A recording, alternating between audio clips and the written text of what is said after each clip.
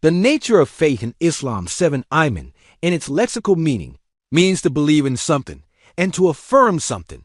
In religious terms, it means accepting the religion of Allah with the heart and confirming with the heart what the messenger of Allah, peace and blessings of Allah be upon him, has revealed.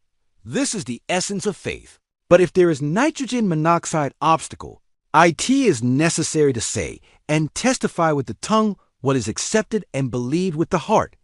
For if a person who accepts with his heart what is to be believed does not say it with his tongue, his state of faith will not be known to the people, and he will not be considered a Muslim, because we are responsible for performing these duties. Performing these duties strengthens faith and increases the light of faith in the heart. It saves people from torment and brings them to the blessings and favors of Allah Almighty. 8. As for the word Islam, Islam in its dictionary meaning is submission, submission and obedience. In the term religion, it means obeying God Almighty and His messenger, accepting with the heart and saying with the tongue what the Prophet has revealed in the name of religion, and seeing it as beautiful. Islam also means religion. 9.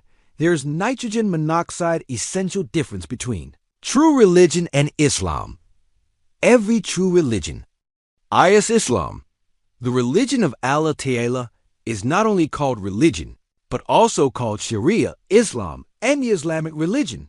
However, the word Islam is sometimes used in the sense of good deeds and sometimes in the sense of faith.